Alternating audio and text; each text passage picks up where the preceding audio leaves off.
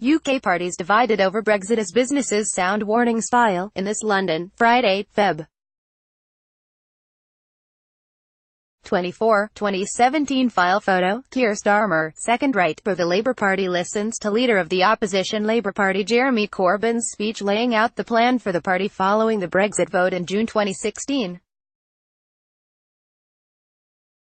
Keir Starmer, the Brexit spokesman for Britain's main opposition party, said Wednesday, June 6, 2018, that his colleagues are divided over the issue, as British and European businesses sound increasingly urgent warnings about the economic damage the UK's exit from the EU could cause. AP photo, Alistair Grant, file, London, AP, British and European businesses are sounding increasingly urgent warnings about the economic damage the UK's exit from the European Union could cause, as the UK's two biggest political parties acknowledged Wednesday that they remain deeply divided over post-Brexit trade and customs arrangements. Britain is due to leave the EU on March 29, 2019, and the bloc is frustrated with what it sees as a lack of firm proposals from the UK about future relations. Prime Minister Theresa May declined to say Wednesday when the government would publish a promised document setting out its negotiating position. May's Conservative government is split between ministers who favour a clean break, hard Brexit, leaving Britain freer to strike new trade deals around the world, and those who want to keep closely aligned to the EU, Britain's biggest trading partner. We have a cabinet that is completely and totally divided, so there is no plan for what the negotiating position is going to be, pro-EU Conservative lawmaker Anna Soubry said. You may think that is a pretty shabby and shocking state of affairs.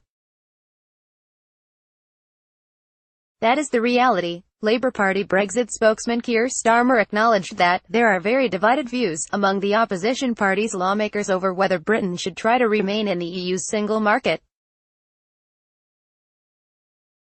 I wish I could report complete unity, Starmer told the BBC. But we are not in that position. Some Labour lawmakers want Britain to stay in the single market to minimise disruption to the UK economy after Brexit. Party leader Jeremy Corbyn is calling instead for the UK to have full access to the single market. Critics say that is vague, and EU leaders have repeatedly said Britain can't have the benefits of membership without the responsibilities. More wrangling is guaranteed when the government's key piece of Brexit legislation returns to the House of Commons next week. Parliament's upper chamber, the House of Lords, has inserted amendments to soften the terms of departure and keep the UK economy closely aligned with the bloc's. The government has vowed to overturn the amendments. But pro-EU legislators from both the Conservative and Labour parties say they will push for the UK to remain inside the single market by joining the European Economic Area, a grouping of the EU plus Norway, Iceland and Liechtenstein. May and Corbyn have both rejected the idea. Amid the indecision, British and European businesses say uncertainty is hurting and they urgently need to know what future trade arrangements will be. The Dutch government is warning businesses that Dutch products made using British parts and exported outside the EU could fall outside free trade agreements Europe has made with other parts of the world, and therefore be subject to tariffs. That's bad news for UK companies in the auto industry, where it's common for cars to be assembled in one country using parts from others. John Neal, chief executive of car components firm Unipart, said lots of jobs could be lost if Britain was shut out of the EU's existing free trade deals. He told the BBC that big global component manufacturers are worried about investing in the UK because they feel there is so much uncertainty. Transport firms also sought certainty. James Hookham, deputy chief executive of Britain's Freight Transport Association, said the industry's frustration with the lack of progress is building daily.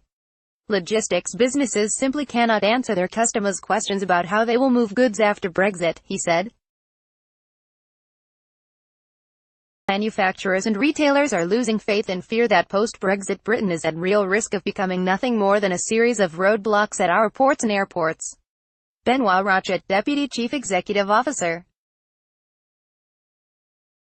at the Port of Calais, told British lawmakers on Tuesday, "We know that there is Brexit, but we don't exactly know what Brexit means." Mike Corder in The Hague contributed to this story. Copyright 2018 The Associated Press. All rights reserved. This material may not be published, broadcast, written or redistributed.